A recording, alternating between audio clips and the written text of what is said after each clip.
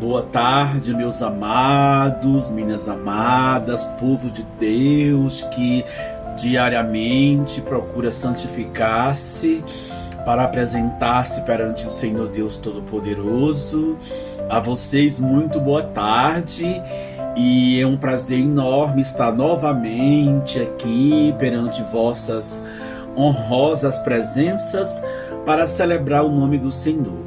E os servos de Deus devem tomar muito cuidado quando estão nesta caminhada que pode ser tão maravilhosa ou pode ser também repleta de imperfeições se nós não nos atentarmos nas armadilhas que são colocadas pelo caminho.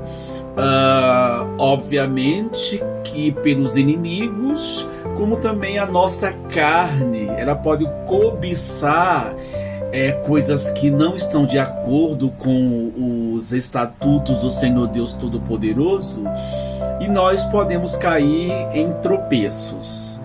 A questão é que, como já é sabido, né, Salomão, ele deu sequência ao reinado do rei Davi. Foi um rei muito sábio, o homem mais sábio lá do Antigo Testamento, e comenta-se que foi o homem mais sábio de todos os tempos. Mas, mesmo assim, encontrou-se iniquidade em Salomão. Lá no livro de 2 Reis, no capítulo 11, no versículo 6, assim fez Salomão que parecia mal aos olhos do Senhor, e não, olha só o verbo, e não perseverou em seguir ao Senhor como Davi, o seu pai. Aqui o capítulo 11 de 1 Reis está falando que Salomão teve muitas mulheres, né, muitas concubinas, e eram mulheres estranhas ao povo de Israel, mulheres com práticas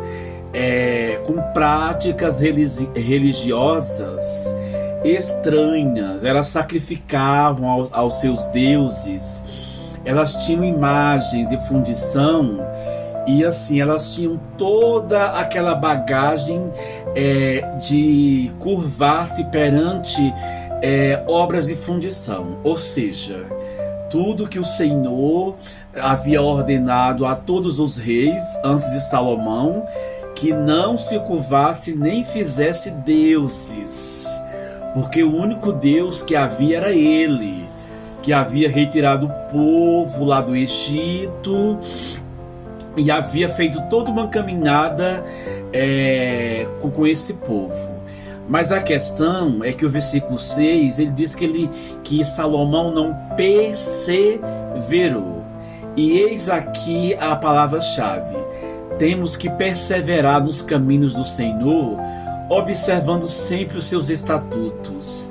Quantas vezes que nós começamos a fazer algo e simplesmente nós nos perdemos no meio do caminho, porque a gente fraqueja e nós não perseveramos, nós abandonamos, né, as nossas boas práticas, nos iludimos com fantasias, nos iludimos com aquilo que é palpável, achando que aquilo nos trará algo melhor que o Senhor Deus pode nos ofertar. E na verdade não, são armadilhas. E os nossos inimigos, hoje, na atualidade, 2025, eles utilizam-se de argumentos, utilizam-se de recursos tecnológicos, que ali embutido tem uma emboscada. Mas nós achamos aquilo tão bonito, aquilo tão frutífero aos nossos olhos, de boa aparência, que aquilo que achamos que vai ser frutífero realmente até pode ser, mas são frutos da morte, são frutos que vai nos levar à frustração e a nos distanciarmos do nosso Deus Todo-Poderoso, nosso Senhor maravilhoso. Então cuidado com aquilo que pode ser coisa maravilhosa demais, assim, instantaneamente aos nossos olhos, que pessoas, aparentemente bem intencionadas se aproximam de nós, e conforme eu já disse aqui, se aproximar-se pode muito bem ser através das redes sociais, por e-mails, por e-mails, olha só quantas pessoas caem em golpes aí, golpes de estelionato, são através de mensagens que recebem nos celulares, nas redes sociais, e aí não vigiam, depois estão totalmente enroladas nos laços que pessoas à distância jogou ali o laço e a pessoa caiu na armadilha. Então esse verbo perseverar lá do livro de 1 Reis, no capítulo 11, versículo 6, é no sentido de que nós devemos perseverar fazendo o quê? Perseverar fazendo o que é correto diante do Senhor.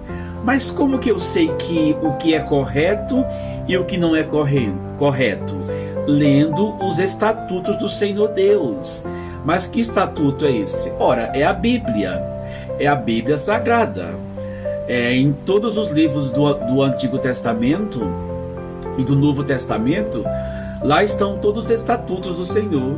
Então é isso, perseverem na fé, perseverem, não abandone o Senhor, e o Senhor dará bons frutos. Amém, amém e amém.